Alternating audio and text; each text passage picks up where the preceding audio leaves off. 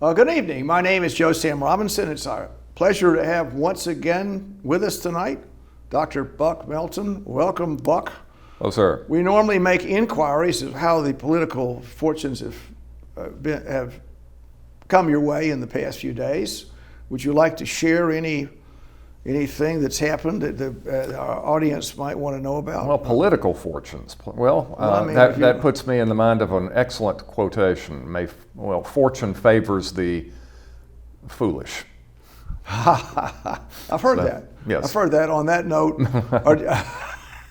I'll let it go. Yeah. We'll just stay quiet about that. Thank you. Well, in our last session, we discussed we were segueing into war crimes. And that's a word that we hear a lot about, and no one wants war crimes to happen. Just the term itself is upsetting and repugnant. And we could start out just by asking how crime, in the broadest sense, what is crime? Well, maybe we could start with, we can define what, but what is crime exactly? Well, I should know the etymology of crime, and I don't, although I'm delighted that just last week I hit the Friends of the Library old book sale. Oh, I missed that. Oh, yeah, and I found I found a really great prize, the compact OED, the Compact Oxford English Dictionary. Yeah. The entire Oxford English Dictionary published almost, not literally microscopically, but in very small print in just 2 volumes. And it comes complete with a magnifying glass. Well, Bucky, I can say I've got the whole set.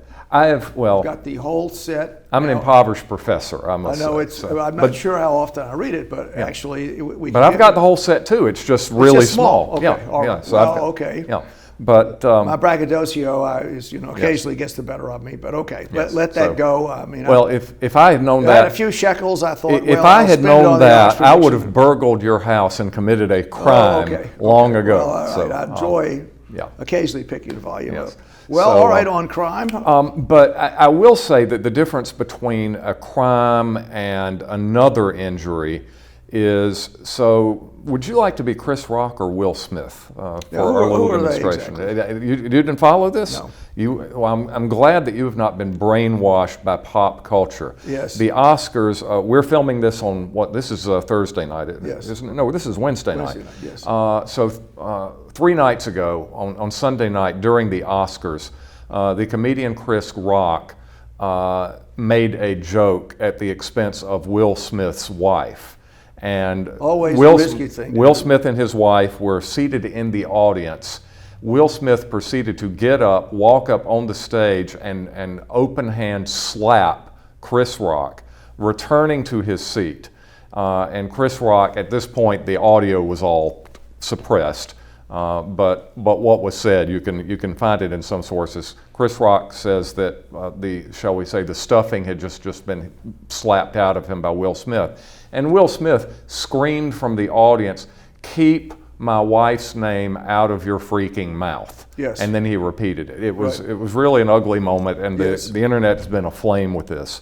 So crime? Are we getting into crime? Yeah. So let's say that you slap me because I have said something terrible about Betsy. Right. All right. So there are two different injuries here. 1 slap, 2 injuries. Number 1, you personally have caused me some sort of harm, and so the solution to that is a lawsuit. I'm after you naturally. for the Naturally. You think that's crossed you've concussed the victim's mind here? Well, you've concussed me and you've caused some sort of brain injury, so I'm going to need brain surgery. Do you know anybody who could help me? It's going to cost money. Right. Yeah. So, but also you have committed an offense against the tranquility of the community, and that is not an injury that I have suffered. It's an injury the community has suffered. Yes. And so the community can do something about it, and that's the crime. So the community can take vengeance. So for instance, if the police want to go after Will Smith, they don't need Chris Rock to press charges. Chris Rock is not the injured party in that regard. So the You know, community, I mean, just the district attorney could just. we got the evidence. We don't need Chris Rock to come forward. Yes. And so the idea of crime is, if you put it in terms of international law and war crimes, that somehow the community of humanity has been injured by what has happened. Now Well, that's awfully arbitrary. Just to parse this out a little bit, humans, as they walk the earth, are constantly bumping into one another. Yes. I mean, they do that, and so they often are doing offensive things. One could say, I mean, the story you repeated, an offensive remark against a wife that presumably is defenseless. It's a defenseless assault. There's a sense of assault that took place here, and what's the appropriate response? And in the co-duello years, I mean, it certainly could be a duel. You can't do this, and so there would be some personal restraint about the way people bump into one another, and just understanding the inevitability of 8 billion people out there in all cultures, all kinds of viewpoints, bumping into one another, sometimes doing all kinds of bad things to each other, and presumably with some kind of at least personal justification. So the same with war. I mean, the Japanese bombed Pearl Harbor, and it's not so commonly discussed. But actually, they had pretty good reason, too, from their point of view. Well, they've embargoed all our petroleum. We're all going to just die. Well, we've got 2 million people in China. They'll all be defeated. They'll die. We've got to get some kind of deal. How can we do anything about what you've suggested doesn't comport with our culture. So you've created an act of war to start with. And you can just go right down the line as to how people respond to transgressions from other people. And what I'm sort of trying to get into is some kind of way in which the boundaries for behavior are demarcated. And just in general, sort of a social contract kind of idea that you've entered the earth. You're walking around, and there are laws that have been put there that you did not agree to. You had nothing to do with it. It's just the system, as your great ancestors put this in, or the courts have propagated things. You may not know what the law is, but there's some kind of code out there, and that turns out to be that's very difficult to restrain human behavior, particularly in circumstances where people are under stress or duress. So what I'm trying to do is basically structure the idea of how we have our community, how we have laws, a social contract, behavior is regulated, what you can and cannot do, and it seems to change too. So for instance, the story you outlined, had this happened in 1900, I don't think the sense of offense I'm quite sure of it, would not be there, and indeed the injured parties here would be the wife, a defenseless wife, and also the community would not have liked to hear a person insulted here.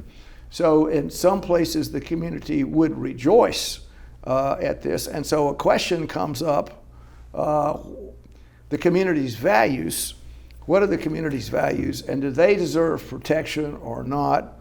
And there seems to be some kind of gradation of interest in these events. I mean, that's kind of a long-winded arrangement to get into war crimes. Yeah, and I have to say there are so many different presuppositions and assumptions in what you've said. We could spend 3 hours. Right, yeah. You know, so for instance, I would say that if you said that latter part in the context of the Oscars, the fact that Will Smith's wife was somehow defenseless and needed defending by a man.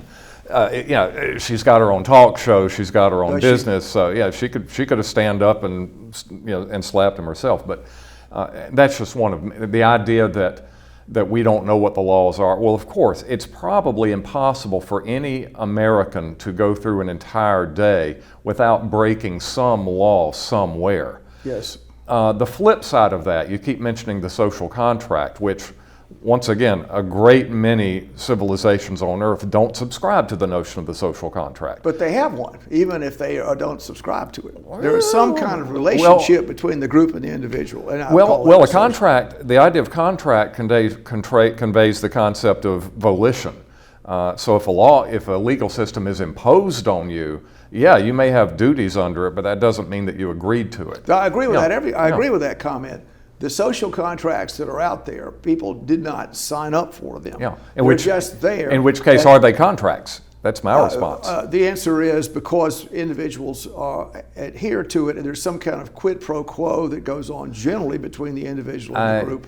I would submit that cultures routinely, it depends on the semantics of the word. We can work in the Oxford Dictionary possibly. But the idea is there's some relationship between the individual and the group. And there's some kind of give and take everywhere in every society, and there's some kind of cultural arrangements. I think that deserves its own 30 minutes of treatment. Or social contracts. Yeah, on social contract. Yeah, so is social contract a misnomer? So, the point that I'm getting at would be that within the confines of the state of Georgia or the United States or Macon, there's an ultimate arbiter of what is legal, what is right, what is wrong. And you don't have that in the international community. It is more by consensus. And so that's what makes things more difficult. I go back to one of the things that I finished up our last episode with. International law is like I-75 from Macon to Atlanta in a world in which there is no government. There are no state troopers. There's no Georgia General Assembly that has set a speed limit. There's just nothing like that. So my question is, what is the speed limit? The speed limit is what the drivers as a group decide it is. And so if the general flow of traffic is 90 miles an hour, the speed limit is 90 miles an hour. And if you get a slowpoke who is insisting on doing 40 miles an hour in that, the other drivers will find that intolerable and say, no, either speed up or we're not going to let you drive. If on the other hand you've got somebody driving at 120, same result. So it's a sort of consensus of the entire community of drivers. And so what do war crimes consist of? It's not just horrible behavior. When people kill each other, that's horrible behavior. When they wound each other, that's not war crimes. Now, I think if you ask any mother who has lost a son to combat, she'll say the whole damn thing is a crime. Yes. But that's not the perspective that we have to come from when we're the leaders of these governments. Well, actually, I'm going to go to the top of the mountain again for the conversation. Mm-hmm. So I was making, and we've had our earlier show, the idea is the human brain is there, we've got to deal with it, and we also have to, because of our small planet, our 8 billion people, we have to just understand our limitations and then try and work through them. And I think to preserve the world, our world, all the people that are there, if we don't, the tendencies would be for everyone to become aggrieved, kill each other, blow the world up. Certainly it's possible. It's a real danger for our species. And so the notion of restraint, national restraint, when these collisions occur, I think is a valid one to try and put in there.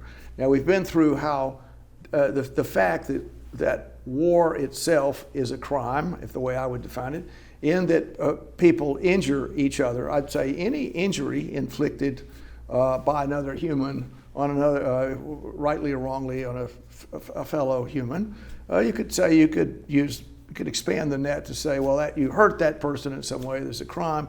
The difficulty was where you parse that out would be the extent of the injury, and also the idea that it was understood, the injury was taking place was understood, and that the person, that the transgressor, had signed, I agree with this, that I understand the logic of putting these rules in place, and and therefore, since I'm aware of the law or aware of the sanctions that could be imposed against me if I really hurt another person or injure another person, then I really have created a crime and deserve to be punished.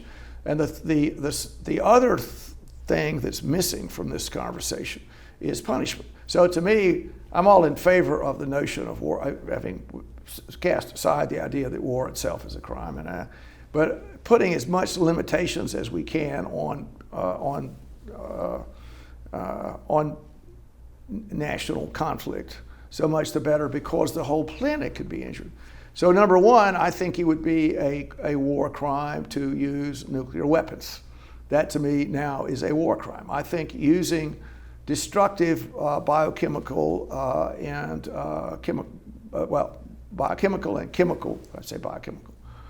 biological warfare and then chemical warfare, where great swaths of land are made unusable, the ecology of the planet is disturbed, and suffering goes on in our small little piece of the universe a long, long time. So taking those steps, you could say that. And then that would be a way to start the conversation. The next question to ask is, have people signed up for this? And there is an international court. I know it's in The Hague, I think. And people can be prosecuted for different sets of crimes. The ones I listed were the ones that are, to me, pretty obvious. Going down the spectrum, people have said, well, here's some more crimes. When you hurt, quote, innocent civilians. I'm not sure civilians can be innocent. So I don't know if any human is innocent. But in the notion of innocence in war, well, you pay taxes, you send money for the tanks, you work in whatever it is, construction. Somehow you're aiding the national war effort. Yes. And then you're not wearing a uniform, but there is some degree of guilt. So you could say, even though you didn't directly get involved in the war, and that you had no connection with the government's decision, you could sort of say there's some guilt attached to that. Just like, so maybe the Russians are guilty, and maybe we were guilty, the Americans, for the actions of our government in different times and places. We didn't directly get involved, but well, all right. So now, go ahead. Stop. You need to take a breath. I'm taking a break, and there I'll let are you have the there are a lot of things we have to unpack there. there. Hague in a bit. Yeah. Well, first of all, yes, what you were describing there at the end is what you call total war. That, as Woodrow Wilson said, during the first really honest-to-God total war, I think we came close to total war on some occasions before World War I. But World War I was the first industrialized total war. And total war simply means, and the best one-line description of total war I've ever heard was given by Woodrow Wilson. It is not an army we must shape and train for war. It is a nation. That everything goes into the war effort. That the farmer has to produce the right kind of crops at the right price, or the army on the battlefield goes hungry.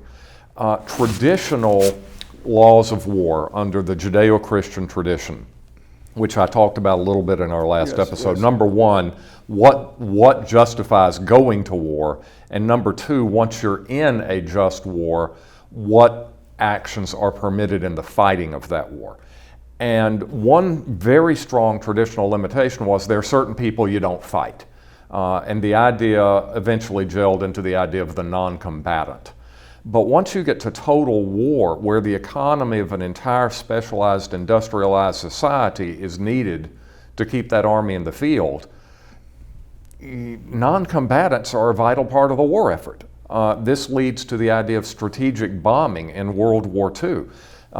You don't just bomb the tank column, you bomb the factory in which the tanks are produced.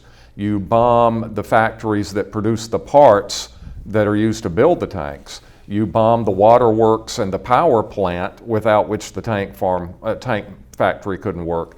And then the ultimate reductio is you bomb the subdivision where the workers in that tank factory work.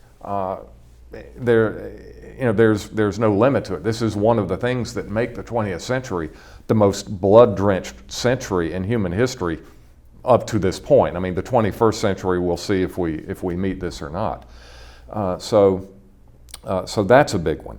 Another one talking about, well, you've signed something that says you won't do this. Well, that's easy to manipulate. We had in 1928 the Kellogg-Briand Pact that essentially more than 60 states throughout the world renounced offensive warfare as an instrument of policy.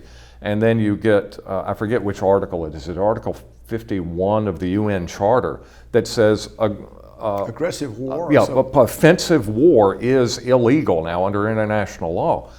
Well, that was easy to go around. I mean, Hitler in Poland in '39 said, well, the Poles, they attacked first. He actually had, a division of people dressed as Polish. And shot them or something. So we're acting purely in self-defense. The Russians are saying, well, the Ukrainians, they're Nazis in there. And there are some pretty bad sorts, the Azov Regiment, for instance. But Russia says they're Nazis. We are doing this in order to defend the international community. So that's easy to get around. I mean, it's... Well, just to go through this, I mean, what I'm trying to get into is discussing how we can parse out war crimes. And so if the first thing to do, we've got these terrible things, which apparently the Russians still have on the table, and to me it would be reasonable to renounce using these terrible weapons that have more, they have a ability to assault the planet, the Gaia, and really injure our home, as you said, and possibly make it uninhabitable. Well, we have the same capability. Right, and but the idea of renouncing that or being very sure that's a big bad step to take, I think would be an important concept out there. The International Court in The Hague has the ability to try and do things, and people are brought in for prosecution. So I think Rwanda people were brought in, or well, you committed genocide, you killed all these people, et cetera, et cetera. And the sort of the problem with it, I think, is the people that have been brought in. Well, I didn't sign anything. Where did this come from? Where is the international law right now? What is that? And the conflict in the Ukraine, it needs to be out there. And so if there is substantial war crime, red line not to go past, then that's going to have an impact on national policy, geopolitical stuff. So the only way you could, I don't know what, defeat Mexico in a war would be you'd have to kill a lot of people. Terrible crimes would be necessary. And therefore, if any strategy took place, you'd have to put that in your computer that we can't do this, we can't do that. And it would weaken, I think, the stronger nation in regards to the war. War crimes are something that protect weaker nations and weaker people from stronger ones. And so that's a lot on the table to try and come to grips with. And then finally, my comment is the Geneva Conventions, et cetera. Japan tortured a lot of people in World War II, our Bataan Death March, et cetera. They didn't sign the Geneva Conventions. There's no reason to protect them. Allegedly, the Germans did, and for that reason, for better or worse, at least with the British and Americans, they were nice to them, not so much the Russians, but we observed this. And then finally, the going back and forth on what this law does or doesn't mean. Submarine warfare. The U.S. In the Pacific blew up ships all the time and killed people. The U.S., the Germans, the U.S. brought the German naval officers to Nuremberg for trials of war crimes, and their defense was, you guys did exactly the same thing. Victor's justice. I believe they were acquitted or not, had small sentences. Canaris, I don't think. I think Canaris was the sub commander, and I think he was convicted. So okay. But I think it was whatever happened. It was a powerful defense that lessened his nip. Yes. Well, and I mean, as LeMay said after the war, and LeMay was not in charge of the atomic bombs. LeMay was just using conventional bombing. And he freely admitted, if the United States had lost, I would have been tried for war crimes. So it's sort of refreshing to hear that admission. But But yeah, let's talk about that. You have so many brilliant ideas. It's hard for me to track and remember them all. Well, I cast these as pearls we go out on. as we But there are a couple of things. You keep talking about the International Criminal Court and the International Court of Justice. And this is an area where I'm not a specialist, but I would argue, and I think I'm right about this, that for instance, the International Court of Justice, it only has jurisdiction, if you will, because member states let it have jurisdiction. That if you're trying all these Rwandans and the state of Rwanda says, no, we don't recognize this authority, and it gives asylum to these people. Gaddafi was doing that a good bit in Libya before his demise. The only immediate exception I can think of that is going back a few hundred years, and I think this is it still may be true, is piracy. That international law recognized that the ships and the military and the navy of any country could punish any pirate that they caught in the act. And it wasn't a matter of the pirate having agreed to this punishment. It's like exterminating vermin. So that's not a matter of law. It's a matter of force majeure. It's the world community. We don't care what you've signed or what you haven't signed. We're not going to play a game that you're a signatory to the social contract. It's just you're a threat to the good order of the world, and we're going to stamp you out. I don't think that you could get away with that kind of justification for force majeure today, and so there have been many times. I remember the International Court of Justice ruled against the United States in something that we were doing. I think some of our backing of the Contras or something in Latin America, right. And the ICJ just ruled against us and said, no, United States, you're bad. The United States said, well, hell with you. We're not going to abide by your sanction. You don't have an overarching sovereignty that can enforce. That's the point. Yeah. That's kind of a point. And so one of the issues, people have wanted to put the U.S. For war crimes, and certainly whatever that is, you can say you're in there, and if you read the movies about Vietnam, and people are blowing people up, they're shooting, they're doing all kinds of heinous things routinely, if you believe the movies. Yep. I mean, who knows what really happened, but certainly it was a very difficult situation. Yes. Hard to know who's bad, who's good. And it could well be that so I have here's a law that's in The Hague that's been propagated that says you've got to, if you question a person in regards to something, you have to let them sleep at night or something like that. You can't torture them. And you could say, for instance, Guantanamo, I mean, the torture is being employed. Is that a crime? Is that a war crime to torture whatever torture means? And probing these words, piracy. Suppose you're out there, you're John Paul Jones, and you're out there capturing British ships, and you have a little piece of paper that says I'm acting as whatever. I'm not really. I'm a privateer, kind of the difference between privateer and pirate. I mean, so the complexities of the whole story. Yeah. Well, all of this just comes down to what do we recognize as legitimate authority. I'll take something a little bit less fraught. One example would be the use of flechette rounds by the military. Now, flechette, it's sort of like a shotgun, but instead of pellets, they're barbed. They're really nasty things, and they're sort of area of effect weapons. And there's an international convention that says that you can't use glass flechette rounds. Now, what's the reason for that? Because glass doesn't show up on x-rays. Once your target is down, he's no longer a threat. So what is the point of making it more difficult to treat him? The humanitarian in us would say, well, anybody would agree to that. But you'd come back and say, well, yeah, but the faster you can get this guy repaired, then the faster you can put him back on the line. I mean, so there's always going to be disagreement about what is legitimate, what is just, what is right. And ultimately, there has to be a decision. There's always another side. You don't get to the Supreme Court unless each side has some darn good arguments. But at some point, the debate must end and a decision must be made.